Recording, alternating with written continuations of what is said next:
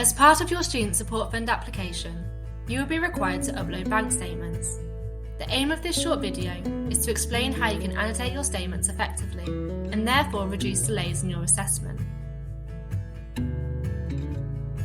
By the end of this video, you will have learned what statements you need to submit, why it is important to annotate your statements, what needs to be annotated, and just as importantly, what does not need to be annotated, and what formats are accepted when uploading your evidence to your application.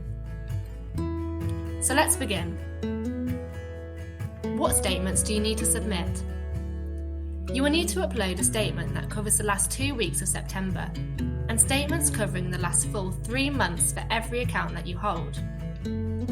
This could include, but is not limited to, your main bank account, your student account, any savings and ISA accounts you may have, and international accounts. In sum, you need to provide statements for any account in which you hold money. So why is it important that you annotate your bank statements? It is important that you annotate your bank statements, as transactions which may be obvious to you may not be obvious to your assessor. Annotating your statements effectively will reduce the time your assessor will spend chasing you for the information. When annotating your bank statements, it is important that you explain all incoming transactions. It is particularly important that you highlight any payments you have been given for a job as wages. Refunds should be marked as refunds. You should show where you have received money from family members and also state whether it was a one-off gift, for a birthday or Christmas for example, or whether it is a regular payment. It is also incredibly important that you annotate any incoming payments from another account that you hold. In other words, transfers between yourself. When it comes to outgoing transactions, not every outgoing needs to be annotated. For example, we do not need to see when you have spent money on food or clothes or drinks.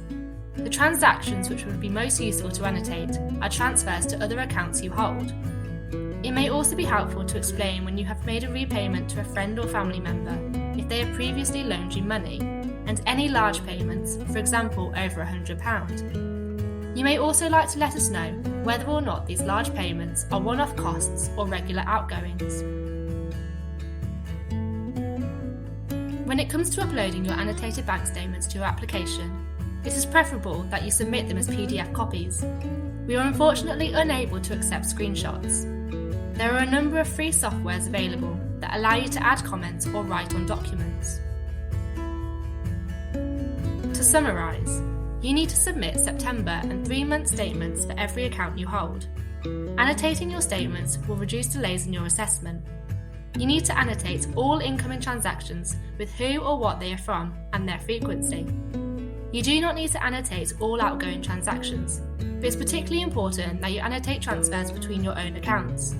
Your bank statements should be submitted as a PDF copy. Thank you for watching. We hope you now feel better equipped to annotate your bank statements. If you feel you would benefit from further guidance, please contact us at fga@contacts.bham.ac.uk or go online to book onto one of our funding advice clinics.